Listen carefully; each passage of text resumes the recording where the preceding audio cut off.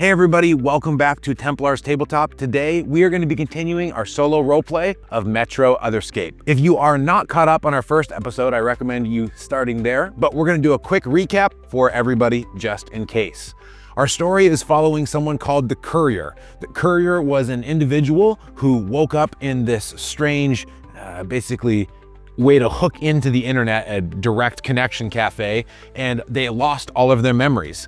They were approached by a mysterious Android client who basically told them that they would receive their memories back in return for doing a job for the mysterious person that has hired them. They have been told that they need to investigate a strange cult. This is some sort of a cult that is spreading this techno prophecy, and if they do that, they're gonna start getting a little bit more of who they are. As soon as they left this internet cafe, they were immediately stopped by this police officer. However, we were able to defuse the situation and find out that that officer is also investigating the cult. The Courier made their way to kind of the hideout or a place where some of this cult was recruiting, and they were able to get a little information. However, they were found out and eventually they had to run away into hiding. So where we start our episode today in scene number 1 is that the Courier is recovering somewhere in an alleyway, and we will go ahead and get started right from there. Panting heavily, the Courier takes a second to assess his wounds. Unfortunately, it's not too much, but his arm is aching from a spot where a heavy spiked club has hit him, and he's going to need probably a little bit of time to recover. However, this situation did not go exactly how he planned. While he was able to identify some of the members of this strange prophecy-oriented group, he was not able to figure out where their lair is. So now we've got a little bit of a decision. How do we go about continuing to investigate it? Because both our mysterious employer and the local officer is asking that we go and try to look into this a little bit further. So what are we going to do? Option 1 is to try to go back and talk to that officer, and option 2 would be to try to do a little digging on our own. So I've got an idea what I want to do, but let's go ahead and let the dice decide. So on an odd roll, I'm going to say that we're going to go try to investigate on our own. And on an even roll, we're going to go try to find the officer and see what they say to us. So let's go ahead and do our roll for the day. Odd or even? And we've got odd. It's time to get back into the swing of things. The Courier thinks, no, it's not safe to trust the police at this point. I don't know how far this prophecy goes. It's time to do a little bit of investigating. So we are in a street alley right now, and we've been chased. What are we going to do to try to figure out what is going on here? Well, we know that this is some sort of a techno cult. I think it's kind of starting to put our ear to the pavement, and we are going to try to talk to some people and try to get a little bit more information. Right now, the only status that we have is Bruise 2. Whenever you're making a roll, if a roll would inhibit you, you would add that status to the roll. In this case, though, I don't think Bruise is going to affect us, just trying to talk to some people and get some information. So I'm going to go ahead and I'm going to try to investigate on the street and see if I can't ask around and pick up any important information. Let's go ahead. I've got the tag of Street Sense, which is going to add +1. My advisor's not going to really affect anything, and so I'm going to go ahead and roll +1. And I've rolled a 7, 8. So for a partial success. And in that case, I think that the success is I'm going to get one clue that's going to point me in the right direction. However, I'm going to go ahead and give myself a status of suspicious. So if this suspicious ever gets to, I'll give it a threshold of 3. That means they're on to me asking questions. So I'll go ahead and put it up to 1 for now. And I am currently suspect, or I believe that you kids would say, a little bit sus. Now, I'm going to go ahead and pull one of these random generator cards, give myself a clue, and figure out what am I learning as I'm talking to people on the street. Hey, have you heard about this cult? What's going on? I'm going to go ahead and pull one of these random generator cards, and let's see what I get. And I've got 3 pictures here. I've got somebody running, pushing something, and a microscope. So I'm going to go ahead and use that microscope as my prompt here. And what I imagine that looks like is we've heard that this all kind of started off at the research facility in town. We think that the first members that were started to talk about this prophecy were kind of based around there. So I think that makes sense within the story. So I think we've got one little lead that it's somehow associated with this research facility that's somewhere in town. Let's go a little bit further and see what else we're going to find. But I have to remember at this point, I currently have the status of I am suspected right now. So that's going to impact impact my roll. And so even though I have the tag of street sense, which is going to help me search, my tag of suspected is going to minus that. So +1 for my positive tags, however, -1 for my negative status. So this is just going to be a straight roll. I put my ear to the ground. I try to chat up the locals. Let's see what happens. 8 plus, it's just a straight roll. And so that is going to be, again, another partial success. Same consequences last time. I'm going to take my sus rating and put that up to 2. However, I get one more clue. So let's go ahead and see. And this time I'll draw one more card and let's see what it is. Alrighty, so I've got a picture of a ring, of a Grim Reaper, and a magic lamp. I think the Grim Reaper speaks out to me very well. And I think that the clue is basically, when people are going into this group, they are not coming out. A little bit ominous. So at this point, I'm at level 2 suspect, and I don't really want to push my luck anymore. So I think our next logical scene is going out to this research facility and trying to stake it out a little bit. So let's go ahead and move on to scene 2 of our story today. So in scene 2, the courier approaches this building. Let's get a name for this place. I'll go ahead and draw one of these cards. And I've got Otherscape Industries. So here at Otherscape Industries, we have staked out this area. It's a relatively, nondescript laboratory in this cyberpunk city. I imagine that it is surrounded by some, smaller buildings, maybe a few bars, a few convenience stores, but it's fairly nondescript. It's not a large building, maybe only 2 stories, nothing to really write home about. But you can see the sign on the front of it, Otherscape Industries, and what's going on here, what are we able to see. So I'm going to go ahead and I'm going to just try to narrate the scene a little bit, and then we'll see when we need to make a roll. The courier approaches, and Otherscape Industries, as I said, doesn't stand out much from the crowd.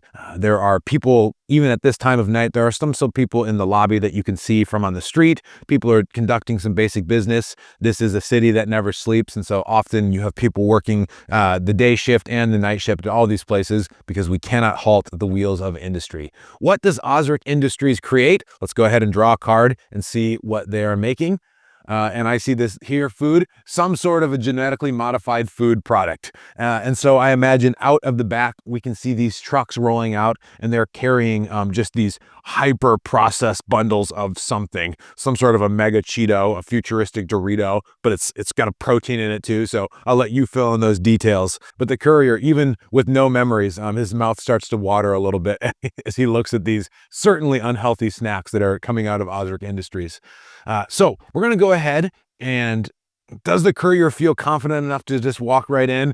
He's bruised too. He's had a little bit of a run-in with these guys at this point. So I think we're going to try to stake out a little bit. So I imagine that the courier places himself somewhere near a public access terminal, and we're going to try a little bit of hacking skills. Let's see if we can't get some more info on what's going on here. So in this case, I am suspected, but I don't think that accessing a terminal, that's going to actually come into play here. And my bruised also doesn't as well. So we're going to be rolling with a +1 from being a cyber courier. How well are we going to be able to hack and get some information about what's going on here?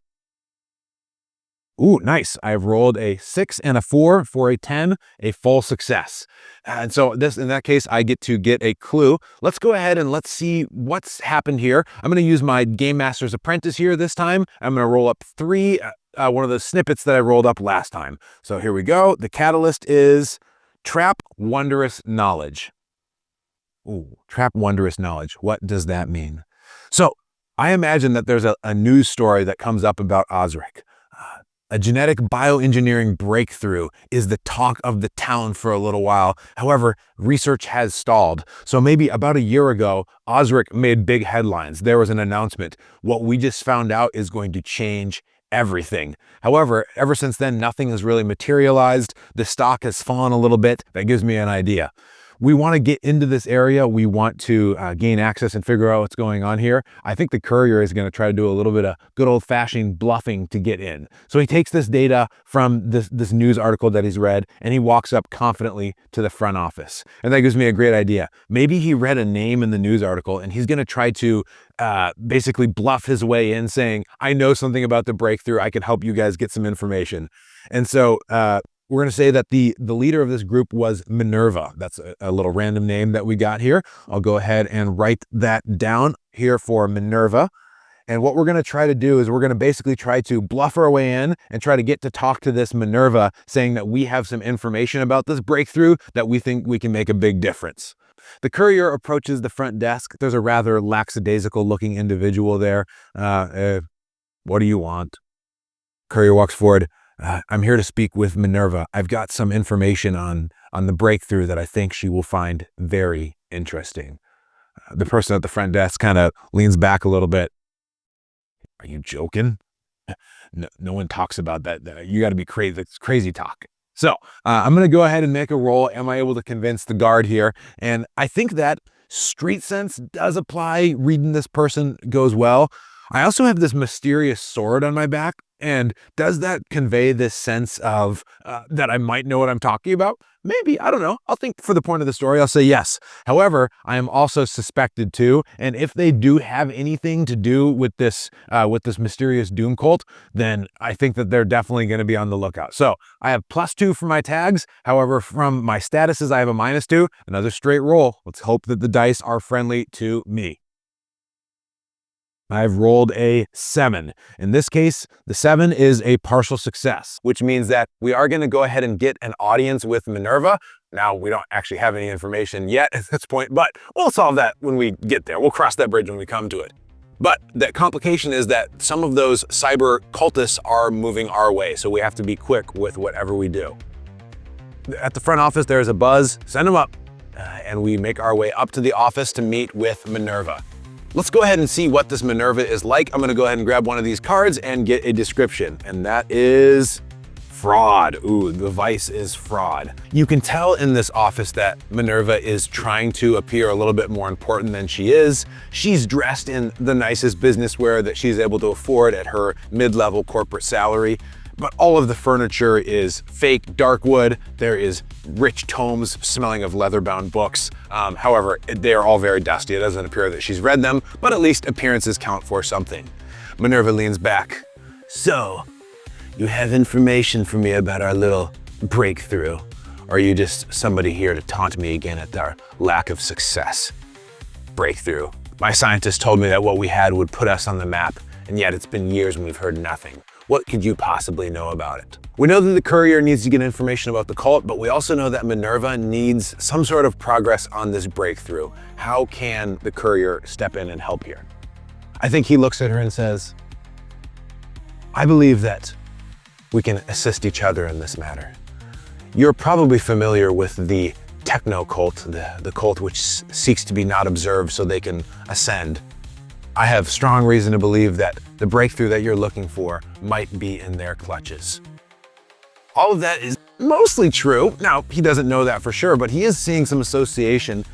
Does she buy that? I'm gonna go ahead and just make a standard fortune roll. I'm gonna roll a 1d6. A higher number means that she's more inclined to work with him. A lower number, maybe she's dealing with them. So let's go ahead and get a roll. We'll just see where the story wants to take us. 1d6. 2. I'm gonna say that she is extremely suspicious. I'm gonna give her a status of suspicious 3, which on the next roll that I interact with her, that means that she's not gonna take what I say very well. That status will be negative towards my roll. Minerva looks at him. You expect me to believe that they're holding the keys to this breakthrough that I'm looking for? How do you know that they don't work for me as well? She stares at him right in the eyes. So here's my chance to roll. The courier. I'm gonna go ahead and use streetwise. And in this case, I know how to talk to people.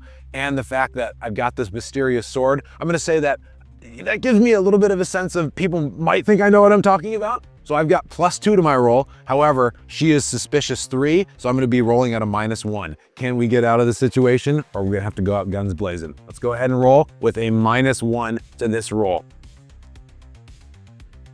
I've rolled a 6, -1 is a 5.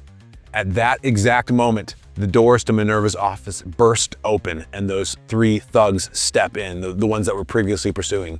She also reaches under her desk and pulls out a small concealed pistol. I think that you know too much, and I don't even think you know that much. Enough talking. Time to die. I've given myself a surrounded 1 status tag to reflect the fact that I am very outnumbered, but I'm just gonna go in sword blazing, so to speak. And my goal right now is I'm gonna try to disarm Minerva and get her to surrender. Maybe she can call off these thugs. All right, so looking at my thing, I have a mysterious sword, old but sharp, and give me space. So for a total of, actually I don't think give me space applies here. However, I am surrounded, and does my bruise come into effect here? Yes, I think likely. So I've got +2 positive tags. However, I also have 2 negative statuses applying to me from that bruise. And so in this case, I'm gonna be rolling at a straight roll. Can I get to this person? So rolling with a power of 0 for it. And so that means I would get to apply only 1 power of effect. Let's see how well I do on our roll. Rolling the dice. And I've rolled a 9, a partial success. So I get to have 1 power for effects. However, I do take a consequence of some kind. So I think that the consequence is going to be that she is going to be shooting at me for an injury. However, can I avoid this in some way? And I think probably not. I'm just going to do a straight roll to see if I'm able to mitigate these consequences. And I'm going to go ahead and say street sense will apply here. He knows how to watch out for bullets flying at him quickly. Let's go ahead and roll to mitigate. And I've rolled, a full success. Well, that's gonna take that down. I'm gonna take that down from a perforated 2 to just a regular 1 status. However, that still puts me up to a status of 3. So I am currently, the gunshot wound goes into my side, and you hear the courier grunt in pain. I've got an injured 3 status, so things are getting a little dire here. I'm gonna go ahead and spend that 1 power, and I'm gonna apply an intimidated 1 status to our opponent here. So she's currently intimidated 1. I'll denote that here. Maybe I'm gonna give her just a limit of 3 for this fight. So if I can get her to intimidated 3, that means that I am able to have this fight potentially be over. We'll see what the dice have to say. So I've moved past the desk, and the sword is pointed right at her. She has to take a step back. However, the other thugs are approaching. So they are now within melee range. So now there's 2 threats in the scene. Do I go for a final intimidation on Minerva, or do I try to engage the thugs? The fact that I'm injured here means that I can't really do much that's gonna be physical. So I'm gonna go ahead and try to appeal to her here and really get her to just give up before this fight goes any further. If you remember from last episode, I have that data chip that's got the footage of what's going on with the cult. I also have the fact that I'm a cyber courier, and I'm gonna say that my this mysterious sword is, I'm gonna use this. Here's how I'm gonna play it. He looks at Minerva, he says, "Oh, you think I'm lying? You have no idea what I know. I'm a data carrier, and trust me, the things that I have uncovered, the things that I even carry on my back, they're more valuable than you could possibly comprehend. So it's in your best interest to work with me on this. Otherwise, the powers that I'm working for are gonna know all about the things that you've been doing to keep this breakthrough under wraps." So he's bluffing a little bit here, but he's trying to use everything he's got to his advantage. Is she gonna fall for this? Is the sword intimidating enough? Let's roll. So right now, I'm gonna go ahead and add street sense. He's a cyber courier and the mysterious sword for a +3. However, he's already suspected 2 by this group. And so I'm gonna be rolling with a total of +1. Let's see how the roll goes. 6 + 1 takes me up to 7, a partial success. And so in this case, I sort of get what I want, but I also don't. I'm gonna apply 1 status here, and that she is intimidated 2. However, I need to take a consequence. Ooh, what is the consequence going to be? I think at this point, I think that I'm gonna give myself 1 more shot here. I think that the group around me, I'm not trying to fight. So I think some of these mercenaries, they come up and they clamp my arms. And so the courier is now incapacitated. He's got handcuffs on his hands. And so I'm gonna give myself just the status of captured, and that is gonna replace my suspect. I'm at captured 4. And so they are about to take me away. I've got 1 last shot to try to convince her. So he says, and again, this is using the cyber courier. He says, "Yes, you got me. I'm not fighting. I'm within your power.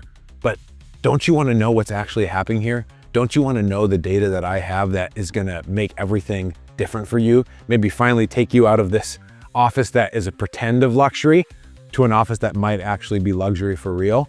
So he's appealing to this idea of her vice of vanity, and this idea of wanting to be something more than she is. I think if I were a GM in this situation, I'd give my player a +1. So I'm going to give myself a total of +3, one for being a courier, one for the data that I'm offering to share, and also one for, I think, a good argument. However, I'm captured 4, and so I'm not in a great place to negotiate here. So I'm going to say it's just going to be a flat roll, and let's see how it goes. Actually, technically a -1. Let's let the dice decide. Here on a -1, can I convince her? That is a no. And I'm going to go ahead and say that, unfortunately, this means that she is not buying it. She's intimidated too, and I'm even going to go ahead and say convinced too. I'm going to leave that status on her because that might come into play later. However, I have been captured. The courier, she's not buying it, and she says, talk is cheap.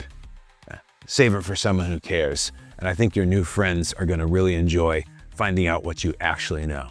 And with that, I imagine the courier is taken away. So I'm going to give myself a status of captured 5, which means I am fully captured until something narratively changes that situation. So we're going to move on to our final scene of this story here. And in that case, we're going to scene 3, and I imagine that I am in a prison. Of course, as in all good cyberpunk films, they knock the courier out, so I feel a knock to the side of my head, and as I groggily awaken some indeterminate time later, I'm in a prison cell. There's a little bit of water dripping down from the top of the room. The room smells musty. You can tell that I'm not the only person that's been here. And the small toiletries in the corner, AKA a bucket, have not been cleaned for a while, so it's not a very pleasant experience. The courier looks up and looks around, and what do we see in the cell around us? Let's go ahead and draw a card here. And we see some sort of a leech-like creature. I imagine that in this prison cell, there's a few other unfortunates like our friend the courier in there, and there are these small leeches. However, we know that this group is all about the merging between machine and man, and so I imagine that these are these little chrome leeches, and as they bite somebody after they're pulled off, get off me, get off me.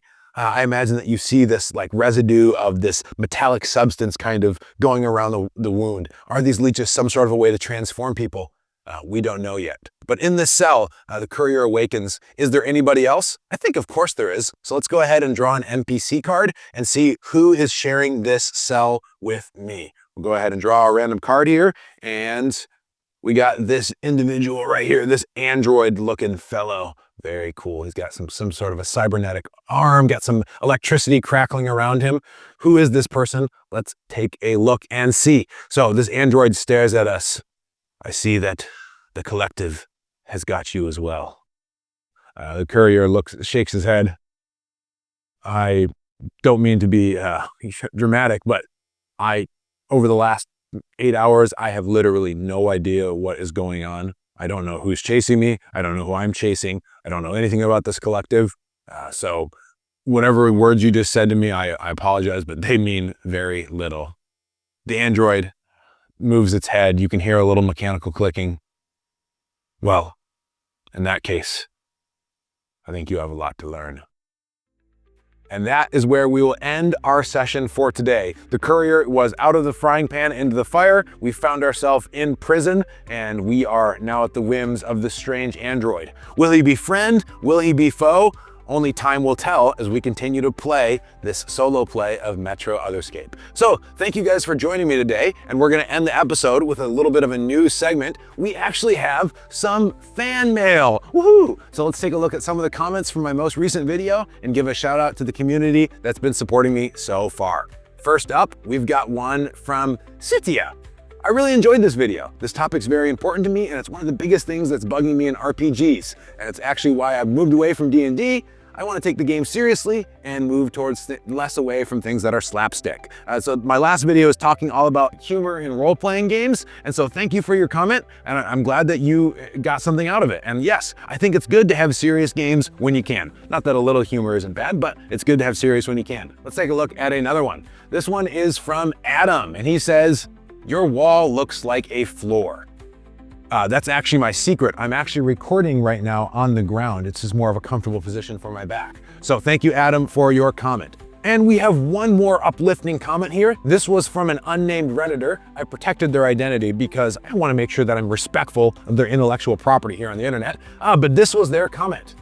So you asked this sub for ideas, then you made monetized content by simply repeating the content without really adding anything. You even used screenshots of their responses. Make something up yourself and stop using social media as a source for content. So, unnamed Redditor, thank you. That actually brings up a great point and something that I wanted to address. Monetization in the YouTube space.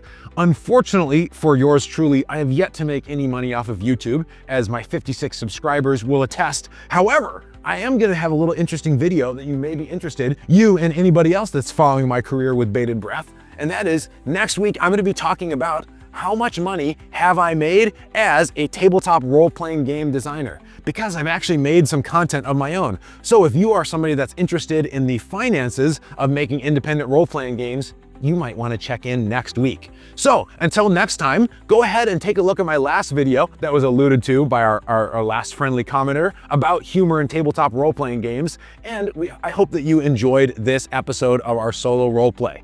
We didn't make a lot of progress, but as my father says, sometimes you have to get thrown in prison to get out of prison. So next week, tune back in as we talk about finances as an indie designer, and we hope that you enjoyed it. And until next time, everybody, happy gaming.